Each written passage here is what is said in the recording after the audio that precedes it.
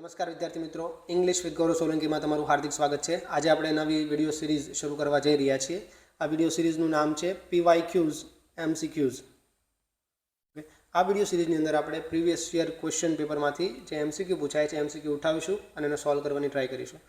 હાલ મારું ફોકસ છે કે CC 2024-25-26ની જેટલી શિફ્ટ હતી, પ્રિલિમિનરી એક્ઝામિનેશનની જેટલી પણ શિફ્ટ હતી, બધી જ શિફ્ટના MCQsને આપણે કવર કરીએ. ઓકે, પહેલી પ્રાયોરિટી આપણી એ છે અને એને ટોપિક વાઇઝ કવર કરશું. પહેલાં આર્ટિકલ લઈશું, પછી ટેન્સીસ લઈશું, એડજેક્ટિવ લઈશું, ટ્રાન્સલેશન લઈશું, પ્રિપોઝિશન લઈશું. 1 by 1 આપણે બધું સોલ્વ કરીશું. અને એક લેક્ચરમાં આપણે 20 થી 25 કે પછી 30 જેટલા MCQ સોલ્વ કરવાની ટ્રાય કરીશું અને ધીમે ધીમે આપણી જે ગ્રામરની જે સ્કિલ છે એને એન્હાન્સ કરતા જઈશું. તો મારી એક એડવાઇસ છે તમને કે તમે આ સેશનને શરૂ કરો એની પહેલાં તમારો આર્ટિકલવાળું જે ચેપ્ટર છે એને એકવાર થરોલી વાંચી લો. તમે જે કંઈ પણ આર્ટિકલ્સના નિયમ જોયા છે એને વન્સ અગેન યાદ કરી લો, એને સમજી લો, જે નિયમો છે એને યાદ કરો અને પછી એક્સરસાઇઝને સોલ્વ કરવાની ટ્રાય કરો. હું અહીંયા સોલ્વ કરું એની પહેલાં તમે જ ગેસ કરો કે આનો જવાબ શું આવશે. ઓકે, હું ટ્રાય કરીશ કે બધા જ જે કન્સેપ્ટ છે એને આવરી લઉં. પહેલો પ્રશ્ન તમારી સામે છે, copper is blank useful metal. Copper એક યુઝફુલ ધાતુ છે, એ સેન્સ અહીંયા બને છે. અહીંયા તમારી સમક્ષ એક આર્ટિકલની બેઝિક આઉટલાઇન હું આપું છું. ફોર એક્ઝામ્પલ, એક વ્યક્તિનું નામ લખું છું ગૌરવ. ચલો, મારું નામ લખું છું Gaurav is a teacher. Gaurav is a teacher. Gaurav is એક શિક્ષક છે. તો અહીંયા આર્ટિકલ એ છે એ શેના માટે લાગ્યો છે? ટીચર માટે. ઓકે, કોના માટે છે? આર્ટિકલ એ છે એ ટીચર માટે યુઝ થયો છે કે ગૌરવ એક શિક્ષક છે. હવે બીજું સેન્ટેન્સ લખું છું, Gaurav is A good teacher. એક સારો શિક્ષક છે. આ તો હું બોલું છું કે બાકી તો તમને ખબર કેવો શિક્ષક છું. Gaurav is A good teacher. એક સારો શિક્ષક છે. જો આર્ટિકલનું પોઝિશન તમે જુઓ, શિફ્ટ થઈ. જોયું? પહેલાં ટીચરની બાજુમાં હતો, પછી ગુડની પહેલાં એ, આવી રીતે શિફ્ટ થઈ છે. હવે જો એક લખું છું, Gaurav is a very good teacher. હજુ પાછળ ખસો આર્ટિકલ. જોયું? તો આર્ટિકલની પોઝિશન શું હોય છે? આર્ટિકલની પોઝિશન જે નાઉન છે, તમારું એક નાઉન હશે, અહીંયા ટીચર છે, પછી કંઈક એડજેક્ટિવ્સ જો હોય તો, અથવા એડવર્બ જો એડજેક્ટિવને પણ મોડિફાય કરે. અહીંયા જો ટીચર છે તો એને મોડિફાય કોણ કરે છે? ગુડ. ગુડને મોડિફાય કોણ કરે છે? વેરી. તો આ બધું જ તમે મસાલા મૂકો છો, પછી તમારો આર્ટિકલ આવે છે. ઓકે, એટલે એકદમ લાસ્ટમાં આવે છે. આ તરફથી જુઓ ને તો, ઓકે, નાઉનની તરફથી તમે જાઓ તો એકદમ લાસ્ટમાં આર્ટિકલ આવે છે. તો આ છે આર્ટિકલની પોઝિશન. અને હજુ એક સેન્ટેન્સ તમને લખું છું, Gaurav is an honest teacher. ગૌરવ એક પ્રામાણિક શિક્ષક છે. Okay, Gaurav is an honest teacher.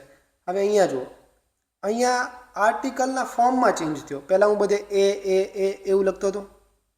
એક શિક્ષક છે. ઓકે, અને એની સેન્સ એવી છે કે એક શિક્ષક છે. કોઈ એક પ્રકારનો શિક્ષક છે એવું નથી કહેતો.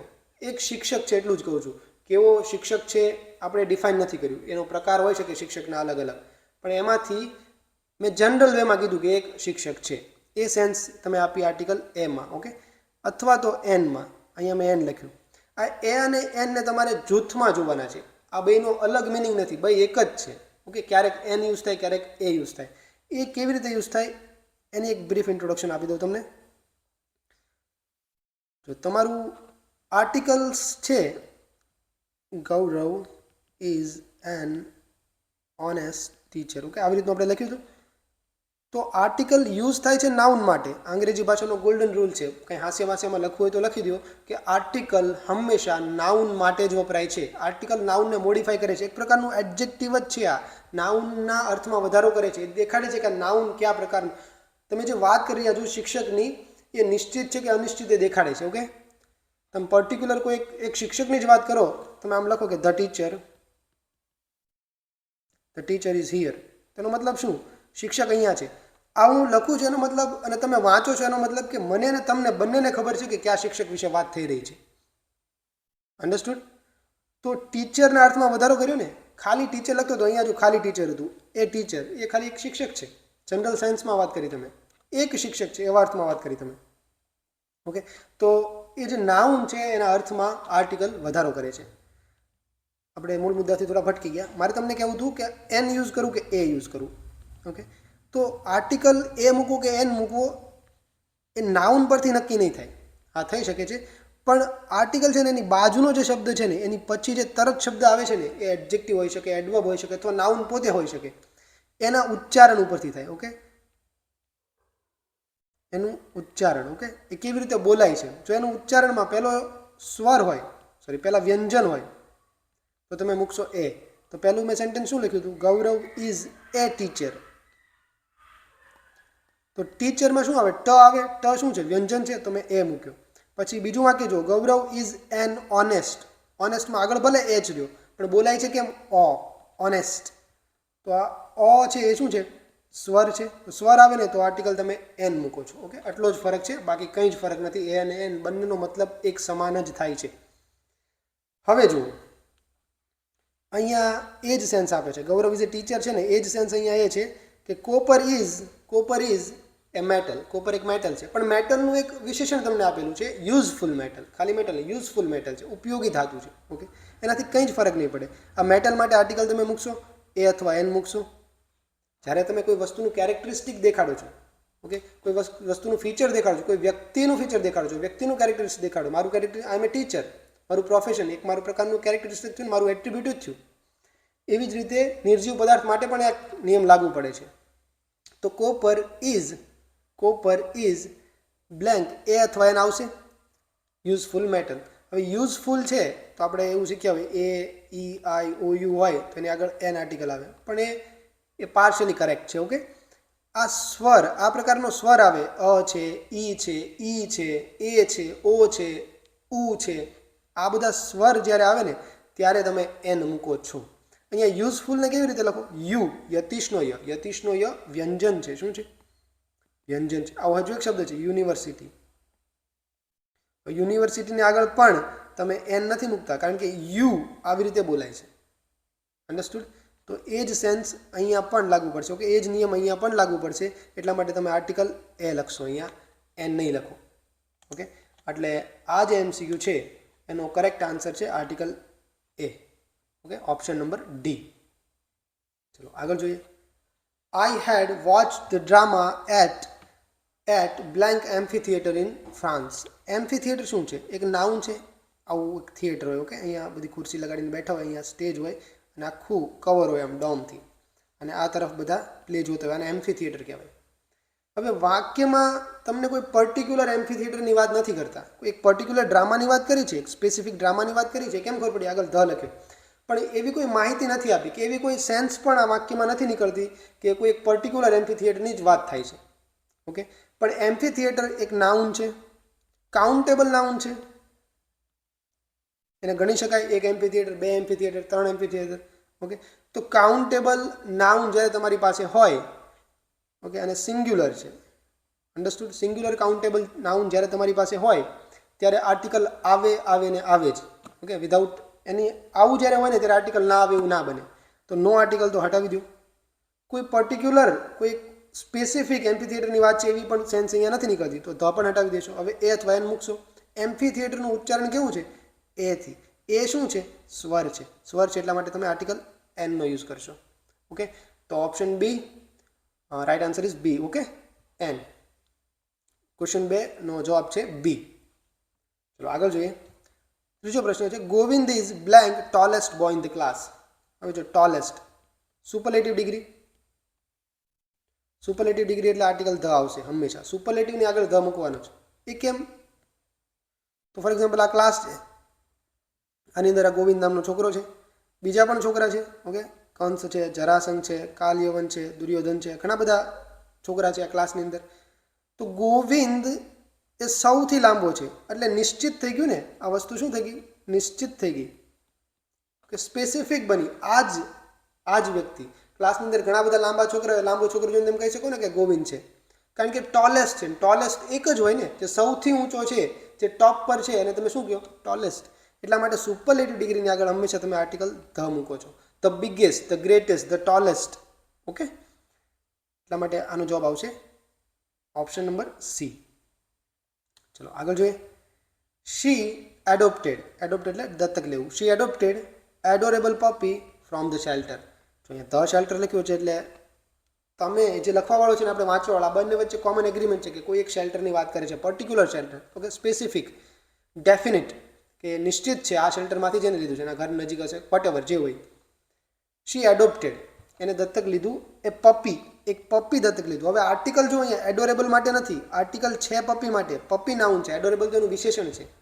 ઓકે, પણ આપણે જોયું કે તેણે એક પપ્પી દત્તક લીધું શેલ્ટરમાંથી, કોઈ એક નિશ્ચિત શેલ્ટરમાંથી, કોઈ પર્ટિક્યુલર શેલ્ટરમાંથી. હવે અહીંયા એ તો ખબર પડી કે એડોરેબલ પપ્પી. પપ્પી શું છે? કાઉન્ટેબલ છે. એક પપ્પી, બે પપ્પી, ત્રણ પપ્પી. ઓકે, પપ્પી એટલે કૂતરાનું બચ્ચું, પપ્પી નહીં. ઓકે, એ કાઉન્ટેબલ છે.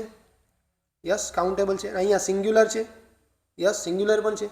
તો આર્ટિકલ આવે ને આવે જ, ધ તો નહીં આવે, કારણ કે એવી કોઈ સેન્સ નથી. સેન્સ આપણે જાતે નથી બનાવવાની. જો વાક્યમાં આપી હશે, જનરલ સેન્સ એવી નીકળતી હશે તો જ તમારે એવું વિચાર નહીં લેવાનું એ તો પર્ટિક્યુલર કોઈ હોઈ શકે એવું આપણે ગેસ નથી કરવાનું. વાક્યમાં એવું લખ્યું છે, સ્પેસિફિક તમને એવી ડિટેલ મળે છે તો જ એ નિશ્ચિત છે એવું માનવાનું, બાકી અનિશ્ચિત છે એવું જ માનવાનું.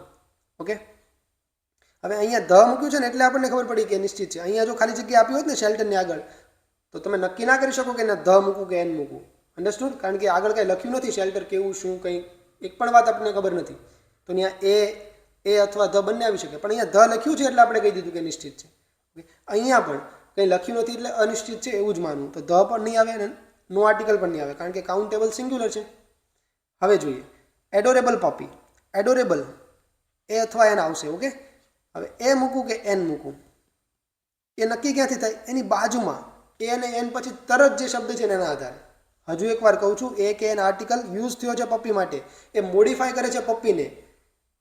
નામના અર્થમાં કોના નામના અર્થમાં વધારો કરે છે? જે નાઉનના નામના વધારો કરે છે. ઓકે, પપ્પી એક નાઉન છે, એના અર્થમાં તમે વધારો કરો છો આર્ટિકલ દ્વારા. અન્ડરસ્ટુડ? એડોરેબલના અર્થમાં તમે વધારો નથી કરતા. એટલા માટે આર્ટિકલ એ નાઉન માટે યુઝ થાય છે, વિશેષણ માટે નહીં. પણ એ મૂકું કે એન એ ડિસાઇડ થાય છે તરત બાજુના વર્ડના આધારે. એની જે એકદમ નજીક છે, એનો જે એડજસન્ટ વર્ડ છે એના દ્વારા જ તમે નજીક કરો છો. એડજસન્ટ વર્ડ શું છે? એડોરેબલ. એડોરેબલનું ઉચ્ચારણ શું હોય? એ છે એટલે સ્વર છે. સ્વર છે એટલે તમે એન મૂકશો. એટલે જે ચોથો સવાલ છે એનો જવાબ છે એ. ઓકે, આગળ જોઈએ.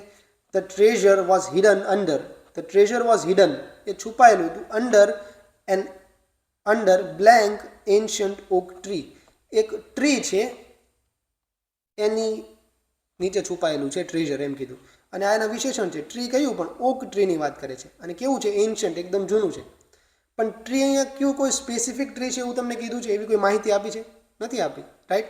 અને આ સિંગ્યુલર છે, કાઉન્ટેબલ છે. ઓકે, એટલે એન ને ધીસ તો નીકળી જશે, એ તો એકદમ ઇરરિલેવન્ટ હતા. એ અથવા એન મૂકું તો એન્શન્ટ છે, એ સ્વર, તો તમે જવાબ આપશો એન.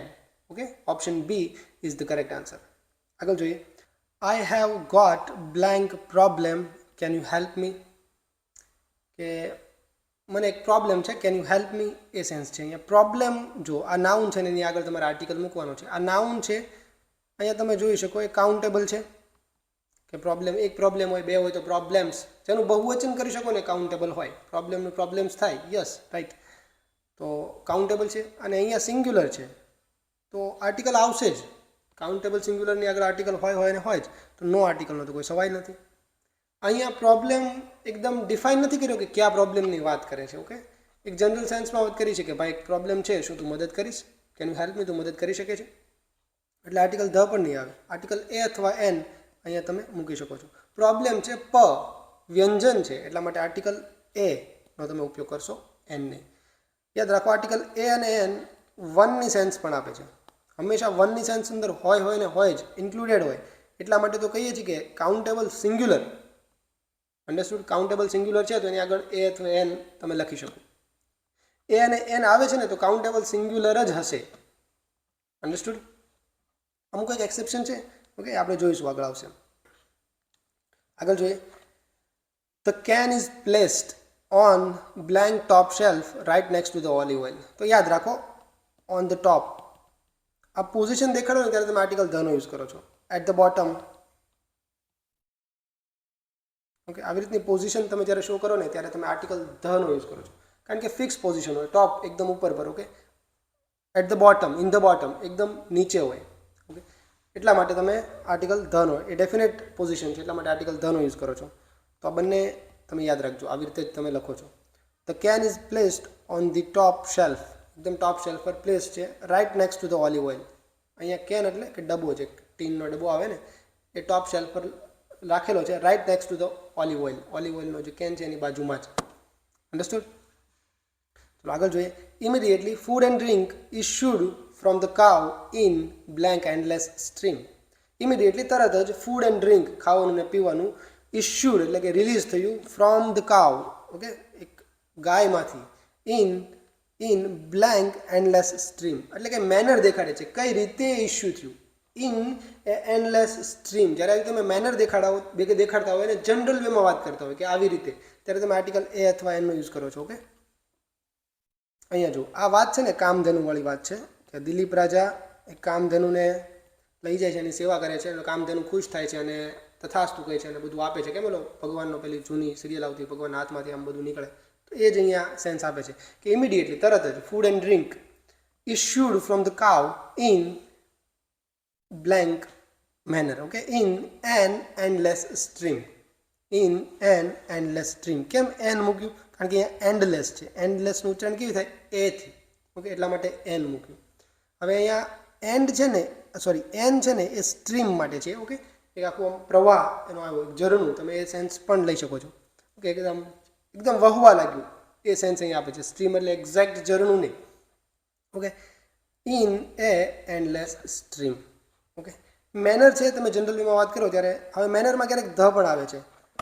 આમ લખો તમે, I don't like the way, I don't like the way he is talking to me. બોલો ને, I don't like the way he is talking to me. એ મારી રીતે જેવી સાથે વાત કરે, જે મેનરમાં વાત કરે છે, આઈ don't like the way. Okay, પણ પર્ટિક્યુલર મેનરની વાત કરો છો, એ જે વેમાં વાત કરી રહ્યો છે એ જ વેની તમે વાત કરો છો, એ જે ટોનમાં બોલી રહ્યો છો એ જ તમને નથી ગમતું. ઓકે, એટલા માટે નિશ્ચિત છે ટોન છે ને, એટલે ધ વે નિશ્ચિત છે, એટલે તમે ધ લખ્યું. જે વે એ જે મેનરમાં વાત કરી રહ્યો છે એ નિશ્ચિત છે, એકદમ ડેફિનેટ છે. એટલા માટે અહીંયા ઇન એન એન્ડલેસ સ્ટ્રીમ, એ સ્ટ્રીમને તમે ડિફાઇન જ નથી કરતા. ઓકે, સ્ટ્રીમ કેવું છે? તો એક ઝરણા રૂપે વહે છે, એમ જ કીધું છે. ઓકે, એક ઝરણા રૂપે વહે છે, એ જ સેન્સ અહીંયા નીકળે છે. એટલા માટે આર્ટિકલ એન તમે અહીંયા મૂક્યો રાધર ધેન આર્ટિકલ ધ.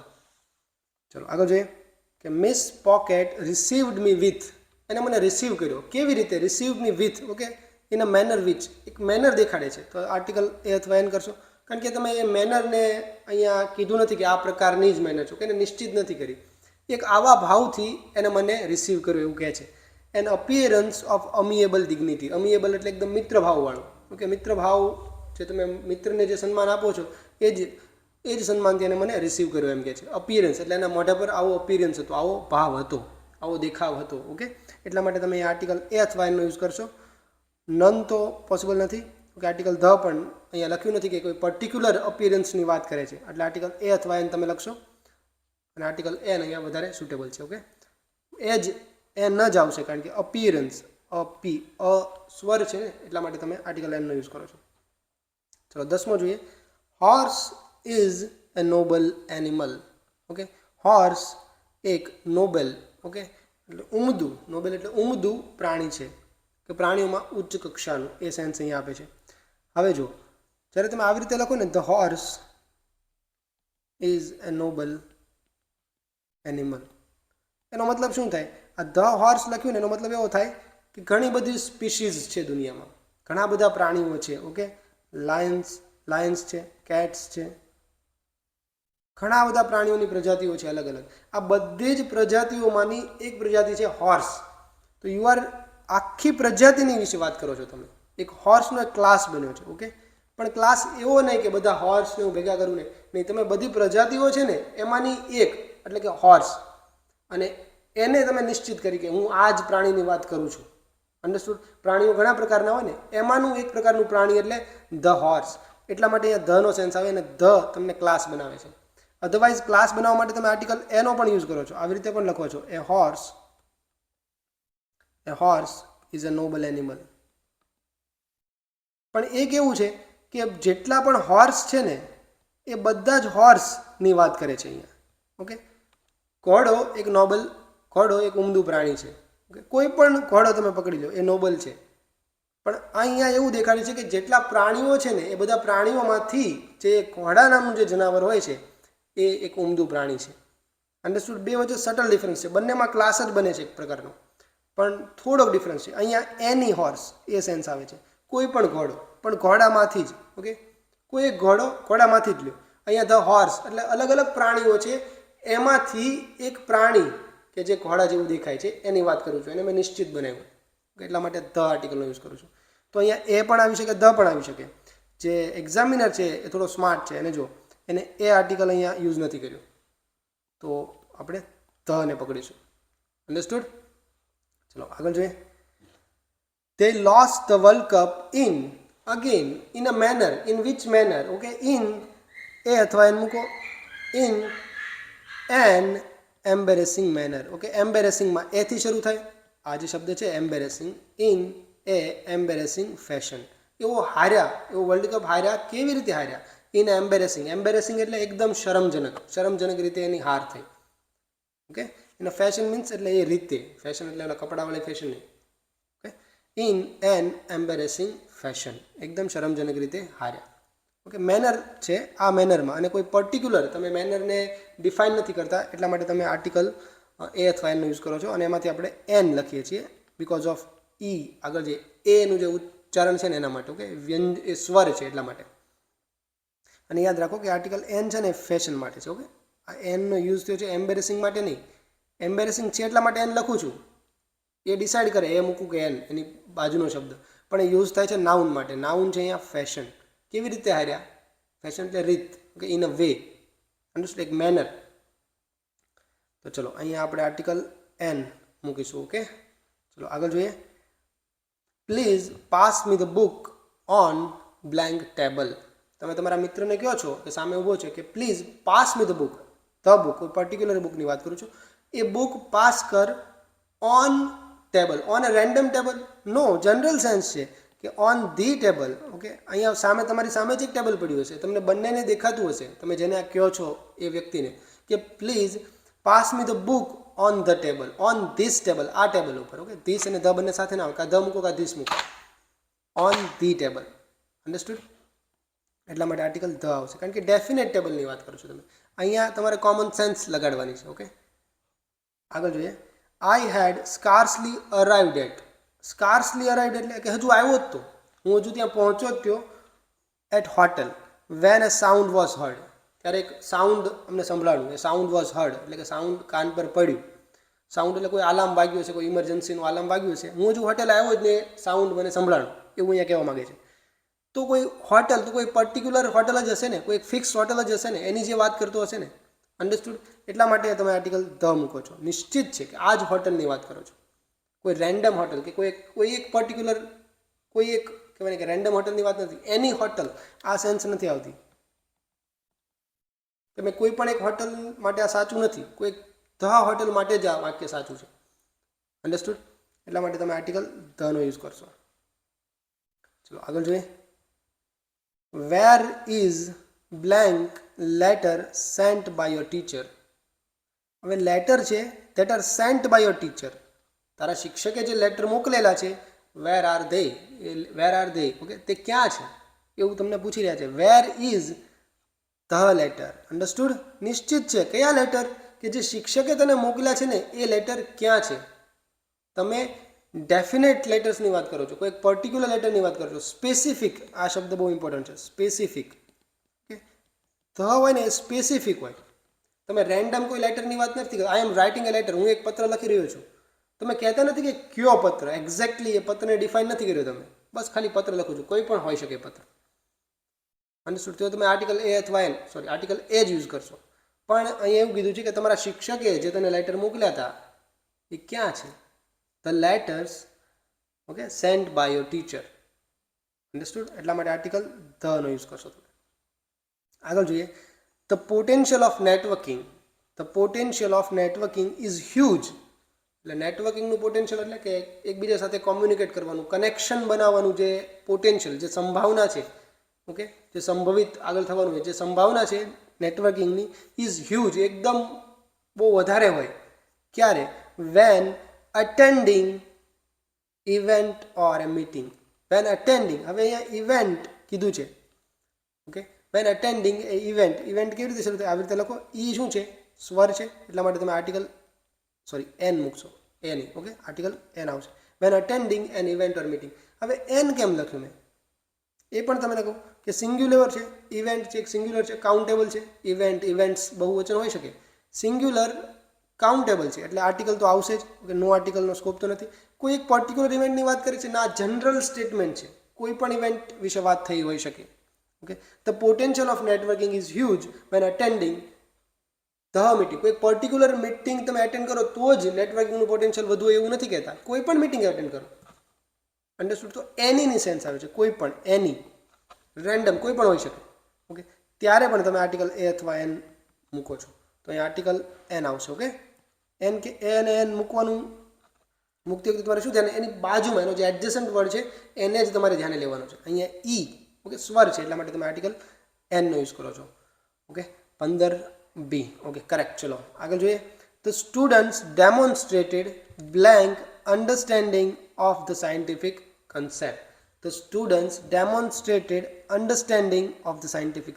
હવે જો અન્ડરસ્ટેન્ડિંગ છે ને એ કેવું છે? નોન કાઉન્ટેબલ છે, okay. Uncountable, it is uncountable noun. અન્ડરસ્ટેન્ડિંગને તમે કાઉન્ટ ના કરી શકો, એક અન્ડરસ્ટેન્ડિંગ, બે અન્ડરસ્ટેન્ડિંગ, એટલે એ અથવા એન તો ના આવવા જોઈએ. પરંતુ અહીંયા કેસ અલગ છે. અહીંયા એ સેન્સમાં છે કે જે થોડીક અન્ડરસ્ટેન્ડિંગ એમને ખબર છે સાયન્ટિફિક કોન્સેપ્ટ્સની, એ એમને ડેમોન્સ્ટ્રેટ કરી, ઓકે. એ સેન્સ અહીંયા તમે આપી રહ્યા છો. Wait a minute. A certain level of,